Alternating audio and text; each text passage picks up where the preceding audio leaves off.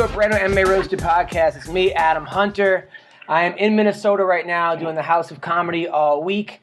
And I'm going to be joined in a little bit with Andre Fili. First, I want to thank our sponsors, American Icon Autographs, AIASE.com, the best sports and celebrity memorabilia and events. Signed collectibles from the UFC, WWE, baseball, football, movies, everything else in between. They have past signings include Fedor, Sakuraba, Rampage, Big Nog, Hoist Gracie, Paige Van Zandt, Mike Tyson, Cheech and Chong, Hulk Hogan, Dan Henderson, Marcus Allen, and more. Check out their website to find out who's signing next. Go check them out, AIASE.com. Touchy Feely, how are you, man? I'm good, brother. Hey, are we live right now? We are live. Yo. Yeah. Can you hear me? Yeah, we are live. Is that okay? We are live. What's up? Yeah, no, it's all good. I just got done training. I got to hop in the shower, so I might even have to talk to you guys while I'm in the shower, but I hope you guys don't mind me being naked and soapy. No, that's totally normal, man. That's what I was hoping for, actually. Okay, perfect. Yeah, that's what I wanted. Business as usual. 100%. I was like, I will not have a podcast unless I have a naked Andre Fili, and that was the only way I was going to have this podcast. I just got back from Edmonton, Canada, doing shows in Edmonton. I had one of the worst experiences of my life. I was doing great. How was it? I was doing great. Everything was cool. It was miserable or what? Yeah, because what had happened was right before the last show on Friday night, I must have eaten something that day where I got vicious food poisoning to the point where I had massive diarrhea. I'm talking about like 8 or 9 times before the show. Then I'm on stage holding in my fucking shit. I'm actually backing up on the stage in case I shit myself. The people on the side of the stage won't be able to see me. Because I'm like, that. You can make a quick escape that way, yeah. Yeah, it was so bad. I do an hour holding in my shit, but I did it. I had a good set, and then, but it was painful. That night I was shivering. It was like I was peeing out of my asshole. That's how bad it was. Dude, it's so weird you're saying that because I just walked in. I live with 2 other guys on Team Alpha, Tyler Diamond and Anthony Avila. They're both local fighters. You'll probably see in the show soon. But I got home and one of my roommates is just in bed, sick, just peeing out his asshole, just like death. Like everything he just said is everything you just said. So maybe something's going around, dude. It was the maybe worst. It's an airborne virus. Yeah, maybe it's the zombie apocalypse. It was brutal. It was absolutely brutal. But you gotta do it. Have you ever been in a fight where you had to go to the bathroom? No, thank God. Usually when I'm in a fight, I'm in just like autopilot mode, and I don't really think about taking the shit or anything. I'm just like in the zone. But I think every fighter secretly has that fear where like, what if you get knocked out and like you lose control of your body and shit your pants in the middle? Like everyone has, I think, had that thought. I couldn't imagine. By the way, your like last the number one fight. Reason you don't. By the way, your last fight, I was so proud of you, man. I had a 4-fight parlay bet going into that, and you were the only underdog. But I had a feeling you were going to win against Hankran Diaz. Everybody was counting you out. I said, no, this kid's got it. You won, and then my 3, and then Dotson and the other 2 lost. You were the only one that actually came through. But congrats on that fight, by the way. Thank you, man. Now, do you like being the underdog or no? If I remember. Stop. Do you like being the underdog or no? Yeah, I do. I mean, I don't really, to be honest with you, my first couple fights in the UFC, stuff like that, I would actually look that stuff up and see what the odds were and shit. But now at this point, I don't really give a shit at all. I knew I was going to be the underdog because Hackman was ranked and I wasn't, and I've dropped the ball a couple times in my short UFC career, and I just knew people were going to count me out. I just knew it was common sense, but especially taking the fight short notice as well, I knew that I was going to be the underdog. But I didn't really ever go check and see what the odds were. Just, I don't know. When I was first in the UFC, I think I cared a little bit more about that shit, and now I don't give a fuck about any of that stuff. It's all what like just other people's opinions. Like I feel the same way now. I'm ranked number 15, and it doesn't mean a fucking thing to me. Like I thought it was going to give me some sense of like take some pride in it, but I mean, it doesn't mean shit to me. Like I'm number 15 out of 15. Like that doesn't bring me any solace, It doesn't make me feel good at all. Like, and they didn't even fucking give it to me until they took Conor off the rankings. So it's like, it doesn't really count. I mean, I beat when I took the fight with Hacker, he was number 11. And then magically after I beat him, he was number 12. And it was like, I took the fight and like fucking 20 days later or something, he's number 12. I don't know. The rankings are so fucking, they're just arbitrary. They're just handed out however people see fit. And so it's like I beat the number 11 guy. All of a sudden, after I beat him, he's number 12, and then I don't get ranked.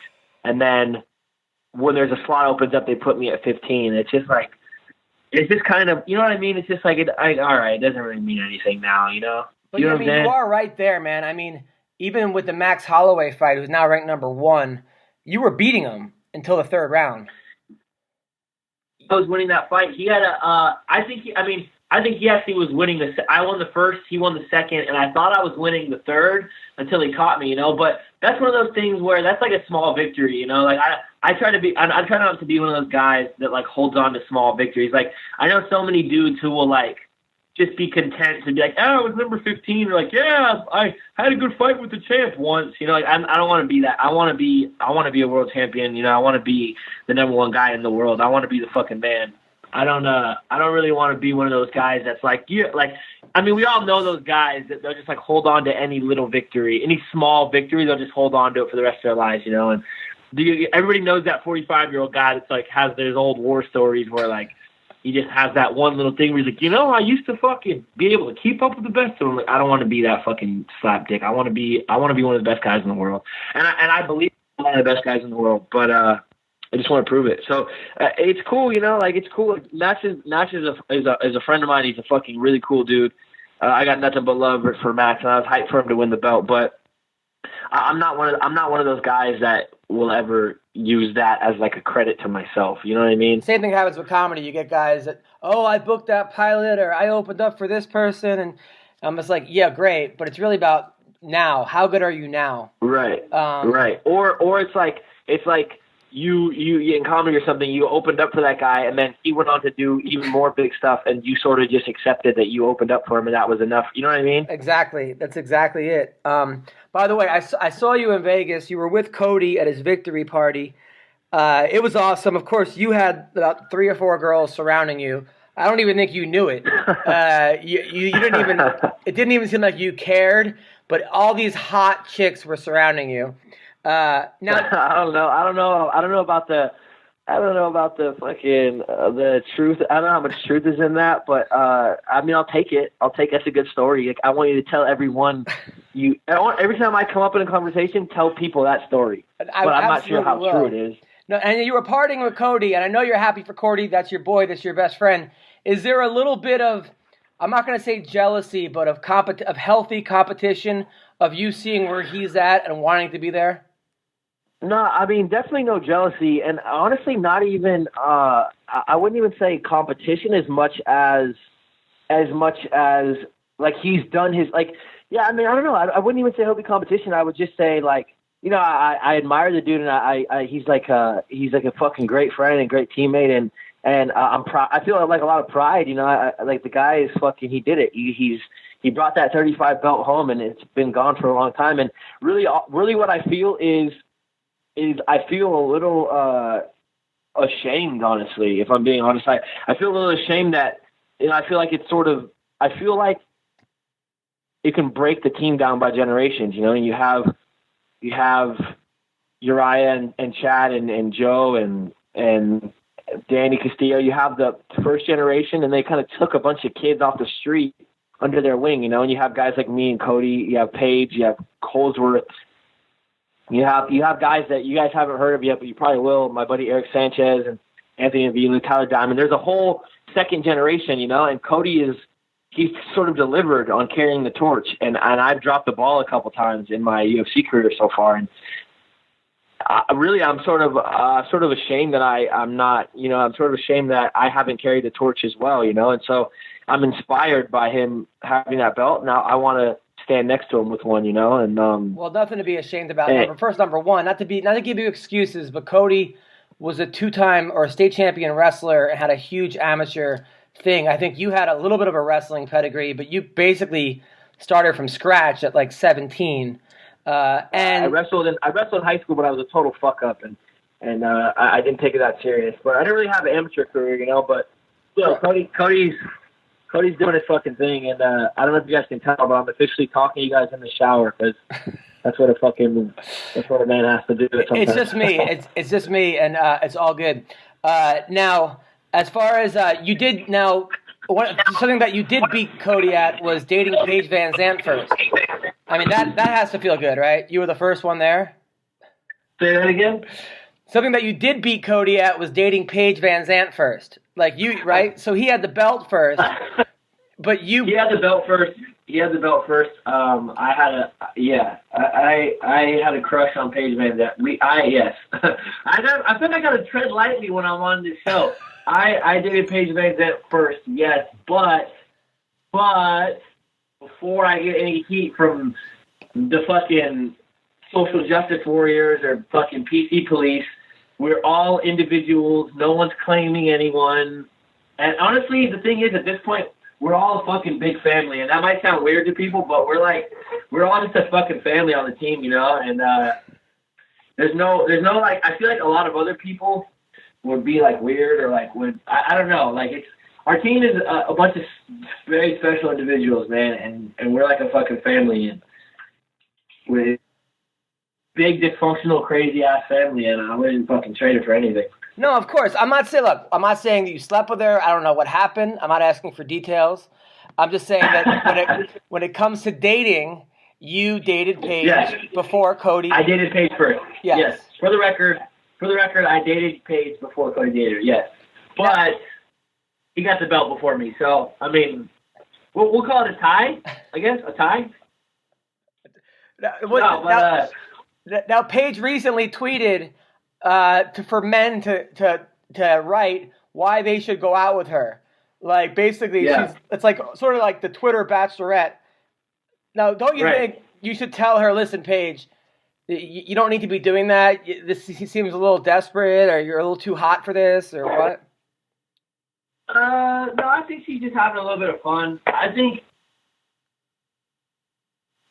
anytime she's like legit famous, you know, and Cody now too, but they're like she's like very famous. So like even people who don't watch fighting, like they like her, you know, like she's not like fighter famous. She's like real life famous. So like anytime you have that level of like fame, like anything you do, I feel like will be under scrutiny. Like if she would have made that joke like 2 years ago, everyone would have thought it was really funny and blah blah. But like I don't know. I think if you reach a certain level of like notoriety and people are just gonna kind of like judge you and take stuff weirdly. You know what I mean? Yes. I even see that with myself. Like even though I don't have nearly the recognition that those guys do, I can still see like if I would have made a joke if you could see some of the old tweets I used to say when I was like fucking 19 or something, like dude, they would get me in a lot of trouble now, honestly. Like I'm glad that no one can see those. Like there's some old tweets where like I'm sure like they were all in good fun, but I'm sure that if someone went back and read them, they'd think, oh, I can't believe Andre Fili would say, you know, like people are so like concerned about being PC or so concerned about like scrutinizing anything they see. Like it's like you almost can't say or do anything anymore, I feel like. I know exactly how you feel. Twitter, as a comedian, used to be a great place to try out new jokes, make people laugh, and then all of a sudden, these people, I'm offended, I can't believe, and I'm like, oh my God. And it's like, I'm a comedian, and for every 10 jokes you write, maybe 3 will work. I mean, 7 won't work. Okay, it wasn't funny, but it was intended to make you laugh, and people take it way but the that's hell. what I don't understand. I don't understand the fucking thing about like I understand it's like, okay, like rape jokes aren't funny. Like that's not funny. I understand like people being like, yeah, you shouldn't really talk about rape or you shouldn't talk about these things. Like I get why people would prefer to not hear things, like hear jokes about certain things. And like I get it and I agree. But there has to be a line where like you can't just keep Like, you can't just keep saying, like, okay, like, you can't make rape jokes. Like, yeah, that's not funny. I understand. You can't say certain things. Like, I understand, but it seems like those principles that are good that people take for certain things that you shouldn't say, and they apply them to anything that they personally just don't like. Number one. Like, and number two, I've heard some jokes about rape that were funny. It's all in context and who the victim of the joke is. I've heard a guy say a joke. This is Howard Feller. He said a joke. He said, "Women always get my name wrong in bed. They call me rape." The crowd was hilarious. It was dying laughing. I mean, they obviously know he's not going to go out and rape somebody. It's a fucking joke. But it's like, yeah, right. Of course people get offended by that. Well, for me, it's like, I understand that there have been a lot of people who have gone through some traumatic experience that I can't understand because I've never been through it. I understand there's probably women who don't think it's funny because of some past experiences, and so I understand, like, I wouldn't make a joke about rape. I don't think I completely get that. And there's a few other things that I don't think, I wouldn't say you shouldn't joke about, that I wouldn't joke about, right? But I completely understand why someone wouldn't like that. But I feel like people, because that, like, that kind of mentality has sort of taken a foothold in society, I think other people who are just kind of being little bitches, they take that mentality and they apply it to things that it shouldn't apply to. Like, you can say something that really isn't that offensive, or that really it doesn't negatively affect anyone. Like, it's not anything nearly as serious as, like, race or rape or something that, like, would offend a big amount of people. You can say something that a couple people might not like, and if they can make a strong enough case why they're offended, then you're in the wrong. It's like, okay, I understand you're offended, but what the fuck does that have to do with anything? Exactly. No, it's ridiculous. Look, me, I think you can make anything funny. I mean, obviously the Holocaust wasn't a funny thing; it was a tragic thing. But the producers turned that into he made a joke where they had the guy saying "Springtime for Hitler," and he had, like, the most ridiculous Hitler, and it made it into a hilarious thing. It's a Broadway show. It was an amazing movie. But people, they just take the word, and you can't ban subjects. It's like, okay, right? It's subjects. What? It's a context thing. Exactly. Obviously, it's like, yeah, the Boston Marathon bombing. The second after it happened, people were making jokes like, "Hey, listen, probably on timing. It's all about timing, And this is the thing. This is the thing too. Is I see a lot of stuff where, like I said, like, I'm not gonna make a joke about certain things because to me it's not funny, or I'm not capable or something of making that. You know what I mean? Like, that's not somewhere I want to go. You know what I'm saying? Like, I'm not a comedian. The juice isn't worth the squeeze for me to say something that I think is, like, it's just something I won't touch because really it's not funny to me. And second, if saying any of that, I would be under so much scrutiny. I'm not a comedian. I'm like an athlete. And the thing is, it's like, I understand people's outrage about certain things, but I'll say something and people will go, "Oh, well, it's not, you shouldn't say that." It's like, dude, I'm a fucking professional fighter. I'm not a fucking saint. I'm not a school teacher.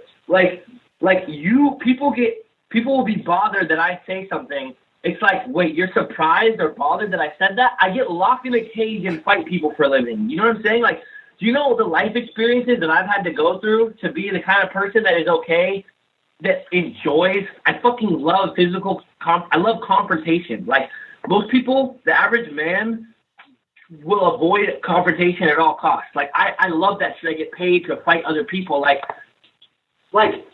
I'm not, like, I guess what I'm saying is, like, if a parent gets offended that I say something and their kid who looks up to me, their kid who looks up to me hears me say something that offends them, it's like, well, maybe you should fucking give your kids better role models. Like, maybe your kid should look up to a fucking philosopher or a fucking doctor instead of a guy who beats people up for a living. You know what I'm saying? Like, right. How is that on me? Like, how are you surprised that a guy who fights people for a living might say something that you don't agree with, or might say it in a way that you didn't find appropriate? Like, fuck off. It's all in context. And I think more people should look up to the fact that you were in high school, you got arrested, you were at fucking ankle bracelets on in high school. You went from there to the point where now you're one of the best athletes in your weight classes, top 15 people in your profession. That's something to look up to. Don't scrutinize every single joke that you make because you're making a joke with your friends. It's not the time. Time and place. Time and place. Right, and that's the thing is I appreciate what you're saying. Thank you, and I appreciate anyone who sees like what I've been through or my story or any of that corny shit. Like if they look up to that or they can relate to that, that's fucking awesome, dude. And it means the fucking world to me. But it's also like let's use our fucking adult brains. And like I'm not gonna censor myself. I'm not gonna like. I might, like, I've been through all that shit, or, like, I'm a certain kind of person. I have fucking throat tattoos and a missing front tooth. Like, I fight people for a living. Like, don't think that you're just going to agree with everything I say. That's nonsense. I'm not going to fucking – you can look at me and probably guess the kind of things I'm going to say, the kind of things I think are funny, the kind of friends I have around me. Like, they're probably not going to be for everyone. You know what I'm saying? Like, right. I just think this – and I see that with everything. I see that with fucking – I mean, it goes back to what we talked about earlier. Like, there's just an amount, like, people just want to scrutinize things. I feel like it's like this human nature, like anything, dude. The other day I posted something about New Year's, and I was like, if you drink and drive tonight, you're a piece of shit. Don't be one of those, right? And so I don't get how that could be. I don't get how I could be the bad guy in that situation. Like, Not if you at drink all. and drive tonight, you're a piece of shit, right? There's Uber. First of all, there's Uber and Lyft. So drinking and driving should never be a fucking thing anymore. But especially on New Year's, they have shuttles you can call. They have all kinds of things to avoid drinking and driving. So I in one of my Instagram captions, I say, if you drink and drive tonight, you're a piece of shit. And dude, without fail, lo and behold, some slapdick on my comments, one of the first comments goes, oh, so just tonight you're a piece of shit, but if you drink and drive any other night, you're not. Oh, God. And I'm like, wait, dude, how did you take, like, some cocksucker can get on my Instagram page and make me the bad guy for saying don't drink and drive. You gotta be kidding me. It's all context. Anything, I can be the bad guy even though I'm saying something good. You know what I mean? That's so ridiculous. That's so stupid. It was so out of hand, dude. I literally messaged, I commented back to him, I replied to him, I was like, dude, if that's what you took from what I said, then you're a fucking idiot. Like, there's nothing else to say. Like, you're a fucking idiot if that's what you took from what I said. I actually unfriended someone on Facebook because when I got engaged, I wrote, she said yes. And then someone under it goes, she has a name, you know. I go, leave me the fuck alone. Like, leave me alone. Hey, dude. Dude, that's like as if you're oppressing your own wife or something. Like, yeah, I'm like, get the fuck out. You just made that's what I'm saying. You just made a lifelong commitment to a woman, and because you called her a woman, it's like, how could you? How could you do that? Like, get the fuck out of here, dude. I can't take it, dude. Honestly, I think it's like this. It's a pretty thin line between, like, I do think that some of the changes in, like, our society are good. I think being more aware and being more sensitive to other people and other people's experiences and needs and understanding that we all got to fucking share this world together. I think it's good. I think a little bit of sensitivity is good. I think a little bit of, I don't want to say political correctness, but you know what I mean? A little bit of correctness isn't wrong. Like, we can all, like, being sensitive to people. Yeah. Right. We can all fucking coexist without stepping on each other's toes. I think that's important. But when it gets to the point where you're imposing on me to stop me from imposing, you know what I'm saying? It's like, it's almost counterproductive. Like, you're bullying me into this thing that I don't like. Now you're the bad guy. You're trying to make me so PC that because it might offend one person. Like, get the fuck out of here. That's how comedy clubs work, and that's the problem with Yelp. It used to be, 99 out of 100 people laugh. You're doing great. You're murdering. You're so happy. Now you have that one person who's offended, and that person, it used to be fuck off. Who cares? Now they write letters. And the problem is the 99 people don't write the letter. It's the one person that was offended. They're just like, the 99 people are just like, yeah, it was a great time. Let's go home and fucking have another drink and go on with our lives, Like, but the one person, I can't believe that this comic told me that I have, big boobs. And it's just like, Jesus Christ. Dude, it's getting out of hand, man. It's getting it's crazy, but it's a thin line, I don't know. I don't want to go back to the 50s, I think that some social change is good. Don't get me wrong. I don't want to go back to 1953 and get fucking hosed down by fucking police officers and beaten and I don't want to go back to that, but I think some sensitivity is good, but I think it's like this thin line. Like I just saw something like I'm all for gay rights. I'm all for equality. I'm all for, like, I see people who are transgender, and, like, to me, I think that would be, I try to be sympathetic to that because I feel like, or at least empathetic to that, because it's like, if you were, like, you're a man, everything about you is a man besides your body, that would be a terrible existence. You would want to change that around, like, you'd want to amend to that. So I'm totally pro people, doing gender reassignment, and I understand all that. But now it's to the point where there's like 50-something pronouns, like gender neutral pronouns. It's like, dude, I don't know how to say this without, people are probably going to hate on me when they hear this from me saying this, but it's like, I support gay rights. I support gender equality. I support people being able to change their gender and find something to identify with, but I don't know what to say. I can't keep up. You know what I'm saying? It gets ridiculous. It gets ridiculous, and it also gets. But back to an earlier topic, it's a lot of it's in context. Like I made a joke one time where I'm like, oh, Brian Caraway, and Misha Tate was so happy about Brian Caraway winning that she's going to let him get on top or something, right? Something, it's kind of a silly joke about that. And somebody writes, which is pretty funny, to be honestly. Like, I don't know, I think it's pretty funny. Right, and then people are like, you guys. Somebody wrote me a whole thing saying I was implying that like Brian is a bottom, and therefore why? Because Misha's a strong woman, and it's bad to be the whole thing about Misha Tate being a strong woman and gender equality. And I'm like, dude, this is a fucking joke. And if I tell a guy, it's like saying like I did a joke about like Tony Romo. I would go, Tony Romo. I did a joke about Michael Sam being the first gay athlete. He got kicked off the Cowboys because someone was in the locker room. He just kept staring. Oh, Sam was in the locker room and he kept staring at Tony Romo's vagina. Right? Just stupid joke. And someone's like, you're implying that he has a vagina, which is a bad thing. And I'm like, oh God. It's like, come on. Yeah, it's a very thin line, dude. I don't know like what the answer is. It's like, and the thing is too, for someone like me, like I think I'm like I like to think of myself as a pretty liberal guy, trying to be pretty progressive. Like I'm all for, like I said, I'm all for equality and I'm for all these things, but it's like at the end of the day, it's like, how do I, like there might be someone who knows all the correct terms. And you know what I mean? Like, there might be someone who knows all the correct terms, and they might be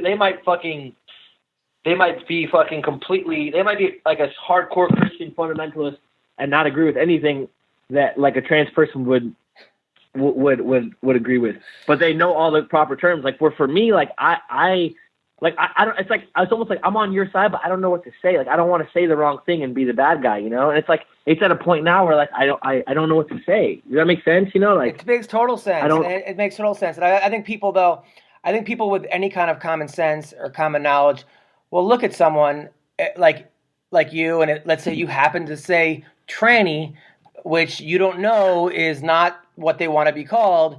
But you don't mean it in a way that's derogatory, and say, okay, if it means that much, they'll say, listen, we don't say tranny anymore.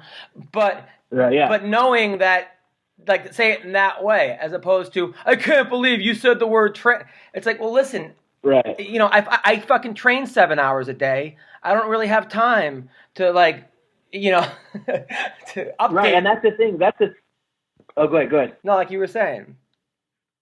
Yeah, that's the thing is I wouldn't, for instance, like tranny. Like, I know that tranny is not the right word. I know that tranny offends a lot of transsexual people, so I wouldn't say tranny. I would say a transgender person. But let's say we're getting specific. Like there's there's Zim and Zer. There's a lot of people want to just be referred to as they and completely neutral. It's just like I don't know what to say. You know what I mean? It's like I don't know, man. I think people have too much free time. You know? Yeah, it's like I totally. It's like I want to be on the right side. Like I want to be. You are on the right side. The fact that you want to be on the right side, you're on the right side. Let's get back to MMA for a second. Okay, yesterday or day before. You sure you don't want to just talk about? You sure you don't want to just talk about gender reassignment for the next hour? You know what? I was thinking the other day. My friend. But the last thing is, I have a friend, a really good friend, whose daughter just became a man. Right? Became a son. And she was a lesbian, or she is a lesbian, but now she's. And I was trying to think if it would be, it's got to be hard for a parent. I don't care what you are. It's a hard transition because your kid's having a hard time, or probably going to have a hard time. So you always want your kid to be happy. But I was trying to think if it would be easier for me to have a son that became my daughter, or my daughter that became my son. I was just thinking, and it shouldn't be easier or not easier, whatever. But I would probably think as a father, it would be easier to have your daughter become, would it be easier to your daughter becomes Chaz Bono, or to your son become Caitlyn Jenner? See, I think as a guy, it'd be easier, because raising girls is different, dude. Like, I've been raised around girls. I was the only guy, and dude, guys are simple, dude. You have a son, it's very simple problems. It's very simple problems, like he hit me, or I hit him and got in trouble. It's simple. It's like I tackled this kid and he started crying. You know what I mean? It's very simple with guys. With girls, like my little sisters, the kind of fights they were getting would be like, well, I like a guy and so does my friend, but she's not really my friend anymore because I wrote a note pretending to be the guy that I said I didn't like her. And you're like, what the fuck is going on, dude? So I think I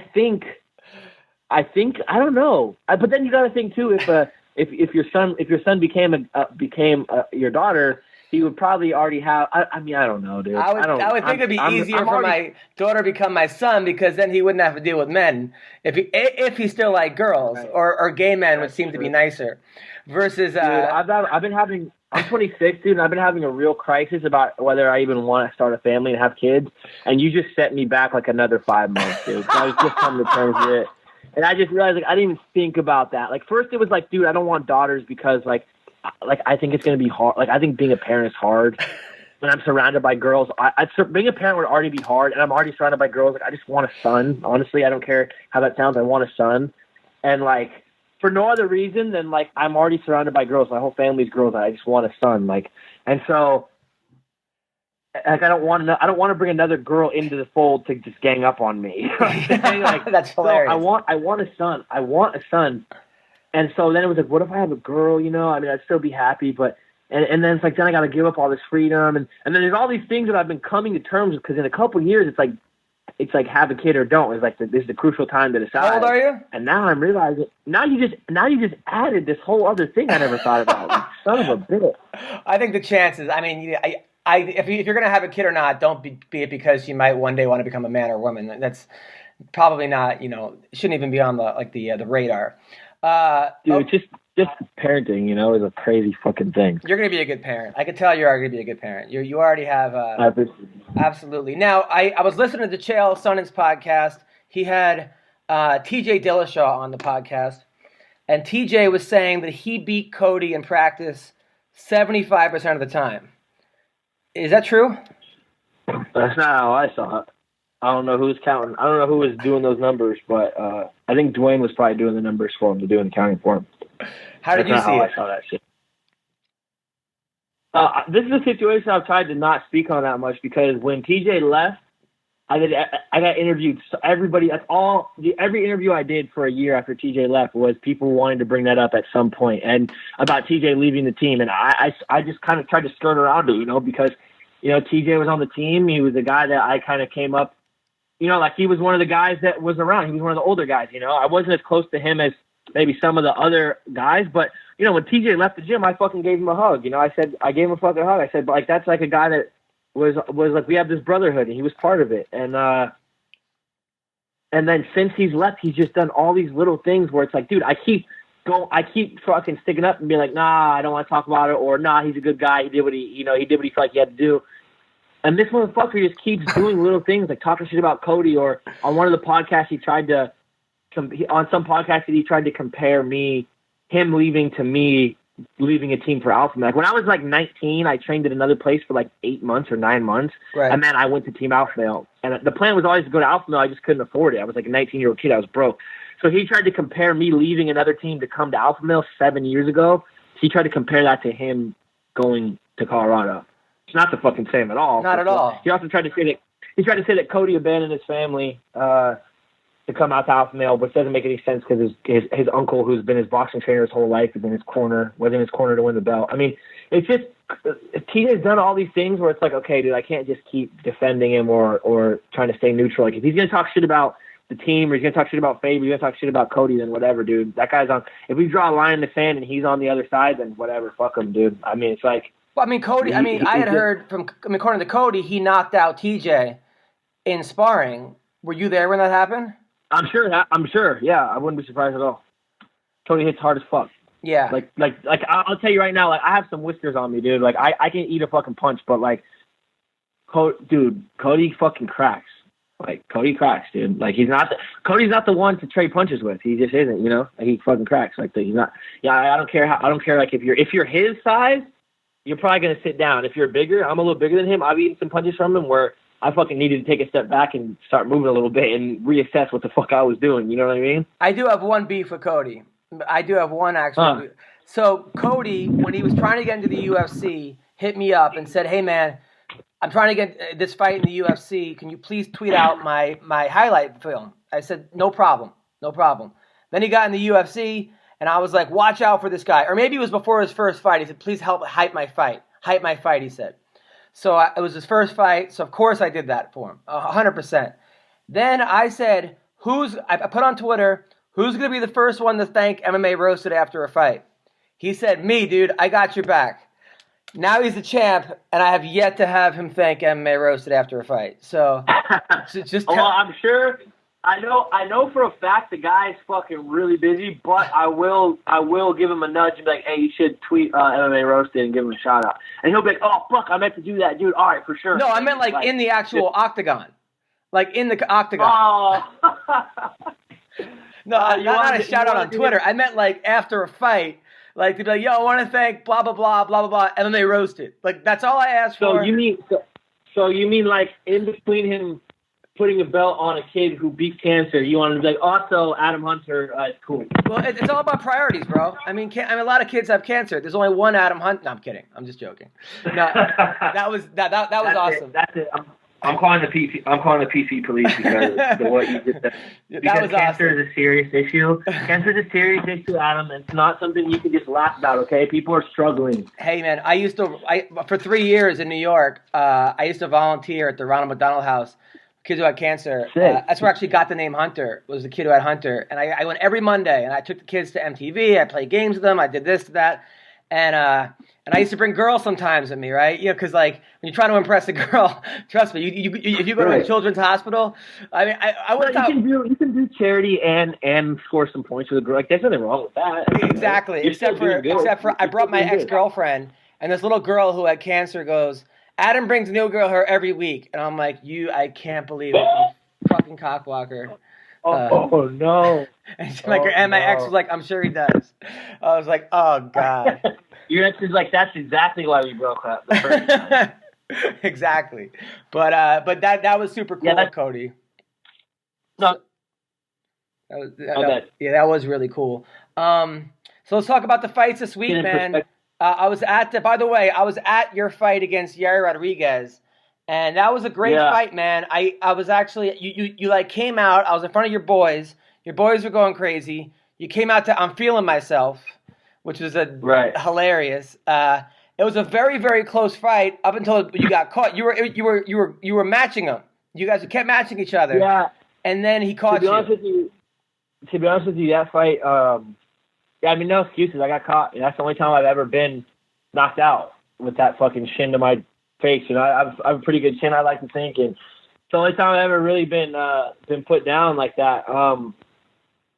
Yeah, it just happened. I something fucking, my eye was fucking with me. I got like a little fracture in my orbital, I think, and the doctor had a fracture in my orbital, and they said that the muscle can catch on the muscle that moves your eye can catch on that little fracture, and so all of a sudden, I think he caught me in the corner of my face with a jab, and all of a sudden there was like 3 of them. Like my vision got really blurry. I couldn't see shit. And I just leaned the wrong way. I was wiping my eye, and I just ate a shit on my chin. And I don't have any excuse. Like the kid fucking, he caught me the kick. He also took me down. His wrestling actually looked really good against me. He was timing takedown. He timed that first takedown pretty well. Do you think? I mean, here's my perception of it. Tell me if I'm totally wrong, which I often am. Was that he does a lot of fancy stuff, a lot of stuff that you would never see, unconventional stuff.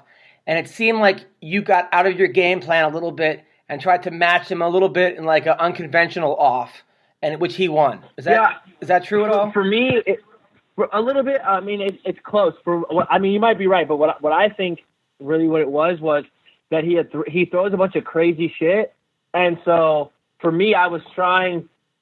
For me, he does a bunch of crazy shit, and I had worked a bunch of counters to all his crazy shit, and so fight and reacting. I was thinking the whole time, like, okay, when he throws this, I gotta do this. Because he does a lot of wacky shit, it pulls you out of your game. So it was like paralysis from overanalysis, And there's a few moments in that fight where I'm just throwing punches and moving, and the fight's going my way. And then you can see times where I'm sort of stopping and thinking, and I'm not doing me, I'm not fighting the way I should fight.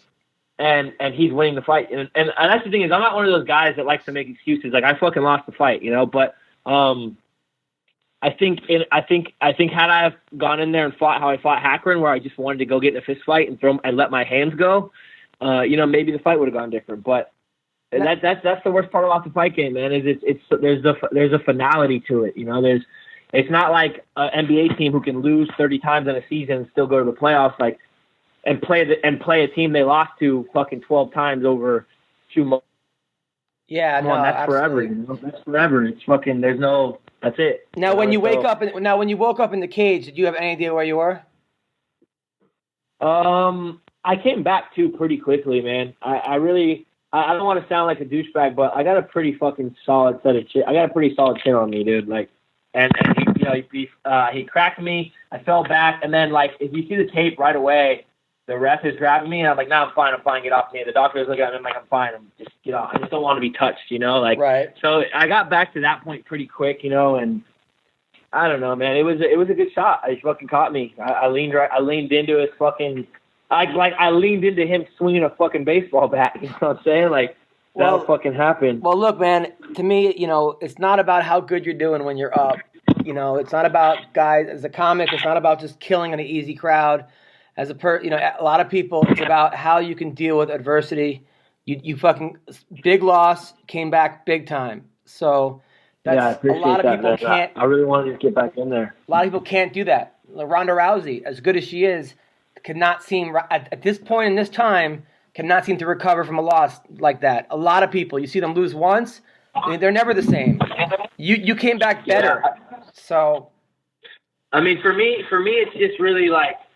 Two things. Unpacking that. 2 things. Poor fucking Ronda, dude. Honestly, like, say whatever you want about her. I don't know her enough to judge anything. I feel so bad because she has all this hype. I've heard a lot of scrutiny against her, and maybe some of it's warranted, but I've never seen anyone else lose a fight and have so many people just, dude, like the instant she loses a fight, my entire Instagram Explorer feed is just memes of her losing. It's like, dude, same here. The amount of like, okay, so when I was there for Cody's fight, Cody got a lot of love there. Cruz got a lot of love in the arena. Certain people got big reactions. I've been there when Conor fought. He gets huge. The crowd loves him. I've never heard a crowd like this, like they were for Ronda. Never in my whole fucking life, dude. Like the entire stadium. Like they love Ronda, but as soon as she loses, dude, everyone just turns on her, and it's like that's got to be fucking that feeling. I mean, I've never dealt with that. You know, I have a small fan base, but they're pretty loyal. That like I interact with them a lot. They're pretty fucking cool, and I can't. I mean, that's got it. No matter how solid you are, that's got to be rough, right? I mean, you lose a fight, and instantly Instagram is just covered in you losing. Yeah, like, no, and that's the thing. I mean, you know, as Ronda was not very nice to me, that's a whole separate issue. But you know, I didn't retweet any of that shit because I'm not into kicking people when they're down. It's not fun. I'd rather kick you when you're up. It's not. You know, when you Right. like, I'd rather, you know, look up and try to tear down. Don't look down and try to tear down. What's the point of that? It doesn't. Well, it's like for me, it's like it's not just like reporting on her loss. It's like people making memes and like dance videos. It's like so over the top. Like you're like, damn, dude. Yeah, I know, and it doesn't mean like if she would have lost like Sadie's Northcutt lost the first time where he kind of panic tapped, or even when Conor lost, you know, when he tapped to Nate Diaz but was winning. I mean, Ronda got knocked the fuck out the first time, and the second time was like out on her feet. It wasn't right. even, you know, a loss is a loss, but if those dance videos, I didn't know how much she got pounded on, they'd be funnier, you know, but that's just sort of like. Right. Yeah. And that's the thing is. It's weird. Yeah, it's weird. Man, people will just turn on you. It's crazy. And that's why I'm super thankful. It seems like the people who support me, you know, there might not be as many of them, but they're diehard fans, and it just means a lot to have people who fucking really are with me, you know? The second half of what you said before we got off on Rousey, bouncing back from a loss, man, like, that's not even a thing I really like. I had a little rough patch there, you know, and like I'm ready to get out of it now, and I'm ready to just put this win streak together. But, you know, bouncing back from a loss has never been a thing for me. It's like, dude, you know, like, I don't want to tell a sob story, you know, but the shit I come from is fucking – I come from shit that most people would fucking lose their stomach if they saw, you know? Like, I come from almost nothing, you know? Like, there's people who have had it much worse than me for sure. But what I come from is, like, you're taking losses every day, you know what I'm saying? I come from nothing but fucking loss, you know? So to bounce back from a loss to a top-level guy, that's whatever, you know? Just suck it up and be a fucking man, get back in the gym, you know? Well, you did. Yeah, you did. Like Faber says, you got to what was that? memory in this game. You gotta, it's like Faber says, you got to have a short memory in this game, man. You got to fucking, you know, you got to have a short memory, whether you win or lose. Faber, it's something Faber's always dropping gems like this, you know, but one of the things he said to me that really stuck with me is you got to have a short memory, you know.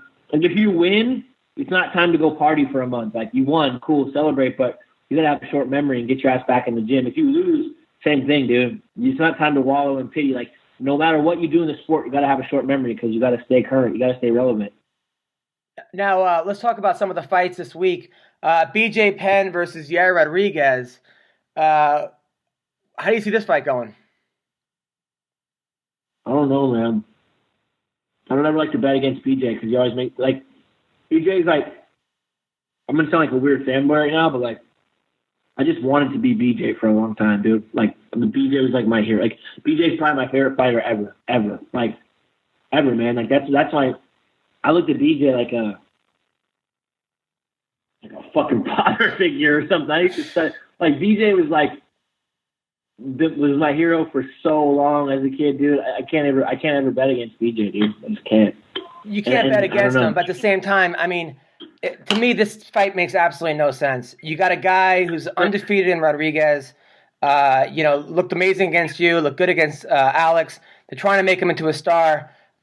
Why are we making BJ Penn the sacrificial lamb? Like, he's 1-7 in his last 8 fights. Hasn't won a fight since. Is he really? Yeah, he hasn't won a fight in. Wow.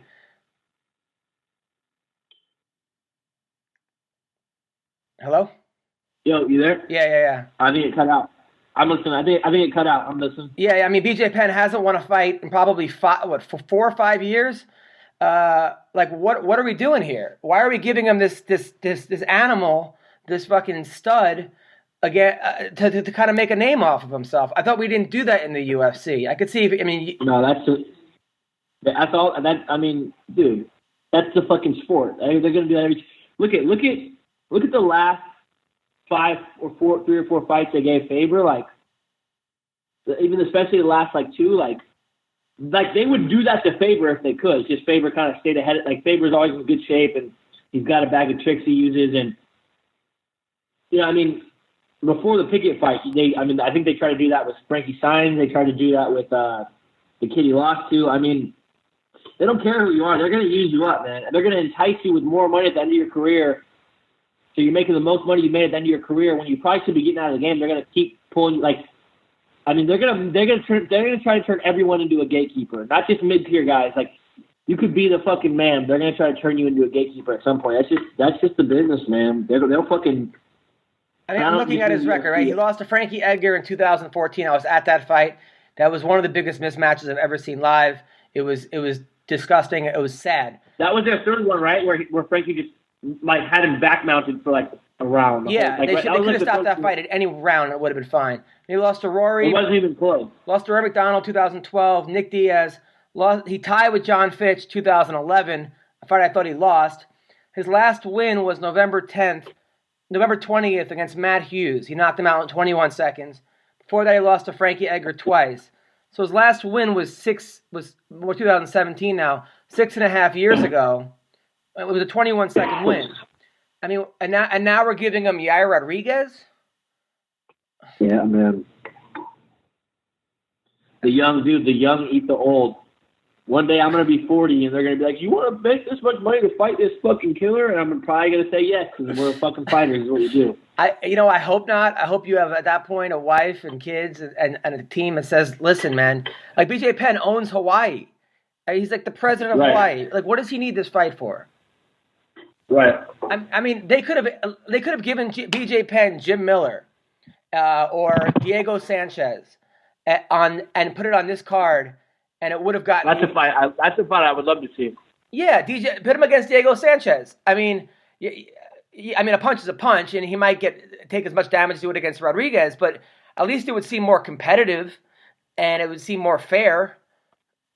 But there have been times before where I'm like, I don't know, man. I don't know. It's hard. I never want to count BJ out because BJ's BJ, If he shows up and does the right things, for sure. I don't know, man. It's hard. I mean, this is gonna sound weird because BJ. I don't even know if I've ever met BJ. Like BJ doesn't know who the fuck I am. But you asking me if BJ, like how BJ versus Yair, it'd be like if you asked it'd be like me. You asking me how my uncle or like a family member that I like care about. You know what I'm saying? It's hard. It's hard to say. Yeah, BJ. Yeah. Probably passes. It's hard for me to say that, honestly. It's like. Yeah, I know. But you have to just look at the. I understand what you're saying, and he always has a puncher's chance. He hits really hard. I'm looking at the UFC thing. They don't even have the right picture of him right now on the website. I don't know who they have, but it's not BJ Penn. They have somebody else on the card. Joe Lozan against Marcin Held. Who do you like in that fight? Lozan versus who? Marcin Held. Well, I don't know. I don't know enough about. Probably smart money is Lozan. Lozan's a gamer, Yeah, and Held just lost to Sanchez, and then they have Court McGee versus Ben Saunders. They don't even have the picture of Court McGee in here. They just have the UFC belt. It's just ridiculous. Whoever's doing this website needs to fucking pick it up. This is what happens when WME comes in and fires everybody from the UFC. And they probably got some intern working this. You like Ben Saunders or Court McGee? That's hard, dude. I really like Saunders. I've always liked his style. I like Saunders a lot. I really like his style. I think he's very fun to watch. Court McGee seems to be like he's really on the right track right now, though, too. And Court's always been a cool guy to me. Stylistically, though, I don't know. That's a hard fight. I think Court could probably grind on him. You know what I mean? I think Court could probably grind on him and make it a fucking ugly, dirty boxing fight. Take him down, push him against the fence, hold him there, kind of out manhandle him. But Saunders is pretty good in the clinch too. I don't even fucking know, dude. By the way, I got to ask you. I'm bad at this shit. It's okay. It's okay. You know what? I like it. I got to ask you. There was a video of this guy who's now dating Ashley Evans Smith, who's got tattoos all over his face. I guess he used to date a girl named Jessie Jess, and there was some kind of domestic violence against him. He almost went to jail. He didn't go to jail. Who is that chick? She's a fighter too, Jessie who? Jessie Jess, he used to date, and I guess he was arrested for beating her up. It was a whole thing. But what there was a thing about him and Team Alpha Male. I guess he was boxing against Cody's cousin, and Cody knocked him down and said, "Welcome to Team Alpha Male, bitch." What happened there? He said, "Welcome to Team Alpha Male, motherfucker," and walked off. Yeah, but like, what was that about? That guy was repping Team Alpha Male, but he wasn't part of Team Alpha Male, or? Yeah, I don't know. I feel weird. I feel like I'm conflicted about this because, like, I don't really know the fucking guy. I don't know him super well, and when he was here, he was cool to me, but I didn't really get to know him, you know. So he a lot of people. He rubbed a lot of people the wrong way, you know. He rubbed a lot of people the wrong way, and then when that thing came out about him like beating his girlfriend up and shit, like I think a lot of people on Alpha Male wanted to distance themselves. I mean, the team, you don't want to be associated with that kind of shit. Him talking about kicking his girlfriend in the head or choking her or some stupid shit that like just some sucker ass shit. Like, yeah. So, because I don't think there was anything like we didn't know about any of that shit when he was training. When he came to train with us, and he was only around for like 10 days or something. It wasn't like he was here for a month. He was here for like 10 days, you know. But he was doing all some stuff that people didn't like, you know. Like we would take like there's a story about how about how he like we were taking like after a Muay Thai class or like after a boxing class or something. They went to take a group picture after the class, and he didn't actually do the class, but he like threw some water in his hair to make it look like he had sweated, and then jumped in to take a picture with the class. Right. And so like he was doing stuff like that, which is pretty weird, you know, like that's very lame. Like you can kind of like get the idea of like how someone is and they do stuff like that, you know. Right. And so I think people were kind of starting to see that, and then he like was just doing random stuff, and then obviously Cody's cousin was like a 19-year-old kid just full of fucking testosterone and boxing classes, you know, like he's the fucking kid's a hellion, you know, and you know how it is when you're just looking for something to punch when you're 19. So he was boxing with Cody, and he was boxing with Austin, and they started really picking it up, and Austin just slipped and hit him with like a solid cross around the chin and dropped him right to his back and flexed on him. Was like, "Welcome to Team Alpha Male, motherfucker," and walked off. You know, like our room.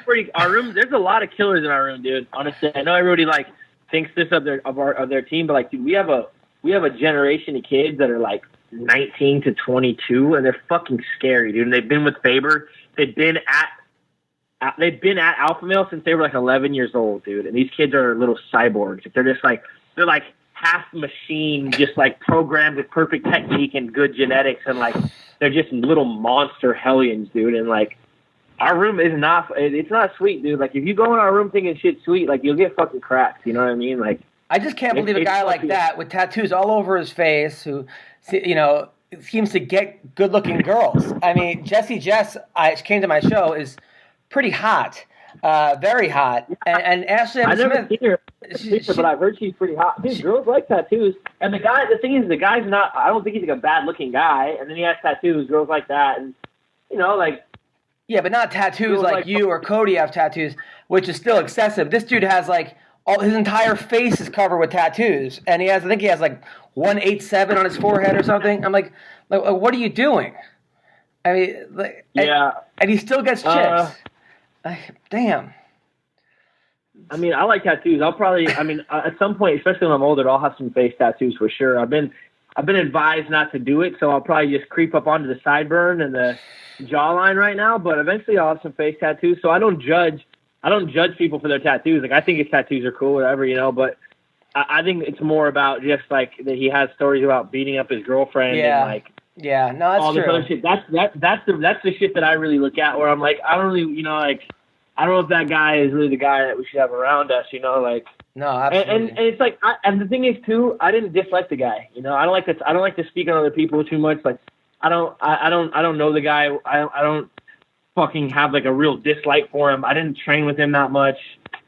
He seemed cool, you know. He seemed cool to me, but he did a lot of things that rub people the wrong way. And I've heard enough people. It's like one of those things like you don't know someone well, but you've heard enough about them from other people to know that they're probably like. If enough people say like if everyone I met was like everyone I, you know, but if I met everyone and they were like Adam Hunter is. And that, you know, then like maybe if I didn't know you, I could still be like, well, if enough trusted people say that, right. And that's kind of how it is, you know, like enough trusted people tell me that you're a good guy. So like when I met you, I figured you were a good guy. Enough trusted people that I know tell me like that kid's not a good guy. So I just fucking assume he's not a good, you know what I'm saying? Like I just keep distance from people like that. No, I'm 26 now, man. I try to stay away from anyone that's going to get me in some fucking trouble. You know what I'm saying? Of course. By the way, who do you like in Soulja Boy versus Chris Brown? Oh, Chris Brown for sure. He's gonna kill him, right? Chris Brown, dude. Chris Brown is, from what I've heard, Chris Brown's a fucking gangster. Like that fool could actually fight. And Soulja Boy likes to just start. Soulja Boy has been taking them L's, bro. Soulja Boy's been starting beef, and nobody's taking him serious because he never goes anywhere. And like, bro, Soulja Boy's in a bad way, dude. At the same time, I want Soulja Boy to win, just based on the whole beating up Rihanna. And I was at the comedy club the other day with these two black girls who were comics, and I'm like, oh, I hope Soulja Boy wins because Chris Brown beat Rihanna. And then they're like, well, the girls are like, well, we don't know what Rihanna did. And I was like, what? And I'm like, they're like, you know, she's like, listen. One of the girls was like, listen, I mean, he could have just punched her once. It was excessive. I'm like, are you really saying this? I'm like, would you put this on Facebook? Here's what I will say though. Like I'm gonna get some hate for this. For sure, and I probably shouldn't even say this. Yeah, Rihanna, bro, beating up your significant other, whether you're a man or a woman, is not acceptable. Right. But I've seen fights. I've watched as a child. I've watched fights as a child where my dad hit my mom, and my dad got put in the back of a cop car. I've watched this entire thing. My dad would hit my mom. There'd be a big fight. Neighbors would call the cops. Cops take my dad, put him in the back of a fucking cop car. But like you look at the fight. My mom hit him. My mom started the fight and did everything she could. And listen, the response was not appropriate for my dad to hit her back. But I've seen plenty of times where my mom was like, maybe my mom should be the one going to jail. You know what I'm saying? Yeah. So it's like this is the same thing. This is the same thing with the Jules and Jackal thing, with the Chris Brown. If you beat up your girlfriend, you're a piece of shit. That's it. End of story. If you beat your girlfriend up, you're a piece of shit. But I don't like to speak on other people's situations because I don't. It's not. You know what I'm saying? It's like that's not my situation. Fucking, I'm not trying to be a part of it. You know, like right. And the whole thing with Jules the Jackal, people tried to get me to talk about that when it first happened, and I tried to stay away from it because it's too, like you said, timing. I don't want to. Like it just happened. It just whatever. You know, like people wanted me to rag on the dude, and like I don't know him. If he beat up his girlfriend, he's a piece of shit. That's the first line I got to say is if he beat his girlfriend up, he's a piece of shit. But I don't know him. I don't know his girlfriend, and I just don't like. For me, at this stage of my life, it's more like if someone's telling me that you beat girls up, then like I'd rather you just not be around my team. You know what I'm saying? Exactly. No, 100%. 100%. John Moraga, Sergio Pettis. Who wins this fight? I like Sergio, man. Sergio's the homie. I gotta go Sergio. Yeah, Moraga's pretty good. Give me just 1 second. Give me just 1 second. Me? Okay. Just one more second. No problem. I'm trying to deal with real life. I'm not good at it. All good. We are waiting on Andre Touchy Fili. My man. I'm back. Okay. Now, by the way, how's Chad Mendez doing? Is he coming back soon or what? I would fucking hope that he is, but I'd like to hope that he is, but I don't really know, man. The UFC suspension is wacky. The thing is, he's not even suspended from any. He's only suspended from the UFC. Like, he's not suspended by the commission. Right. Well, I mean, did he fail USADA? Was it USADA that he tested positive for or something? I don't even know his. I don't know, man. I love Chad. I just want to see him get back in the cage at some point. He's so good. That's the thing about him, is that he's such a great fighter that you're just like, wondering when he's going to come back. Fighter, yeah. I still think him and Aldo is like one of my favorite fights ever. Him and Aldo too. Yeah. Very close fight. One of my favorites. Very, very close. One of my favorites ever. Very, very close. But yeah, I'm gonna go on that last fight. I'm gonna go Sergio. I think Sergio takes that. Sergio's the homie. I think he's probably the underdog too. So people are listening. Yeah. Moraga is good as well. Don't get me wrong. That motherfucker can fight, but I gotta roll with Sergio, man. And then Frankie Sands is taking on Victor Pesta. You know anything about these guys? I like Sands. I thought Sands showed me a lot when he fought Faber. I thought he was really good. He's taking on Augusto Mendez. Augusto Mendez versus Frankie Sands. Augusto Mendez versus Sands. I don't know much about Mendez, honestly. Yeah, me neither. But yeah, you're right. I was at the Sands fight against Uriah, and he actually did show a lot. Yeah, I thought he looked really good. Alex White versus Tony Martin. You know these guys? I know Tony Martin, but I don't know enough about the way they match up to really say anything about it, to be completely honest. Jocelyn Jones-Lieberger versus Nina Ansaroff. Nina's the girlfriend. I'm gonna go Jocelyn. I like Jocelyn a lot. She's a cool chick, and I like her. She almost always comes to fight. You know, she's coming to get in a scrap. So I'm gonna roll with her. I want to get her on the podcast because her and her sister are twins. They're both fighters, and their older sister is a porn star. And I gotta really, yeah. Well, she's a former porn star. My ears just perked up. No way. she retired, but it's just funny to me. Like that's just hilarious to me.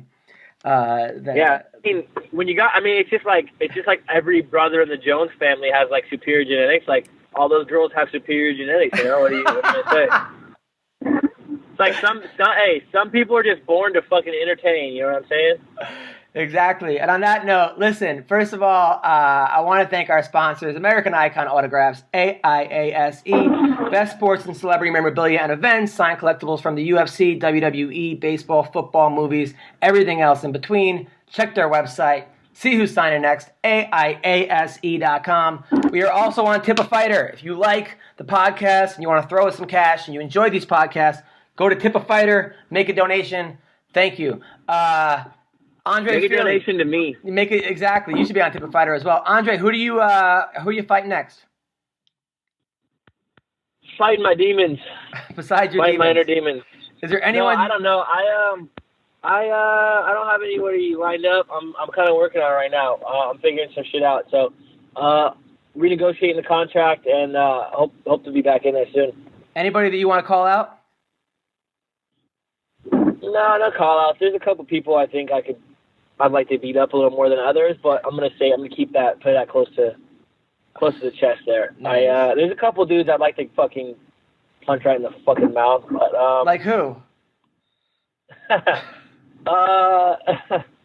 don't know, man. I'm gonna keep that. I'm gonna just be about it and not talk about it. All right. Okay. I'm gonna beat somebody up soon for sure. Believe that. Well, listen. Thank you for coming on the podcast. You're a great guy. Super entertaining. Big fan. Where can people listen to your music? They can listen to my music at touchyfeely.bandcamp.com. Okay, I got some shit out right now. I just released a little single. I'm trying to get music going in between fights, so it's not something I take super serious. It's just fucking fun to do, and I'd like to keep content out there. I'm pushing that, and then also, if you go to touchyfeely.com, I have a bunch of new shit coming out. I have just touchyfeely.com. I have an online shop up. I'm pushing a bunch of clothes and shit. I'm making some pretty cool shit. No corny fucking walkout shirts. No corny fucking fighter shirts with snakes and dragons and bedazzled fucking rhinestones. It's all cool, low-key shit you can wear every day. Kind of like a little project me and the crew got going. So I got some cool hats and shirts up if you want to support. Just touchyfeely.com. Well, thank you so much, man. You were the best. I'll talk to you soon. Thanks for having me, brother. Take care.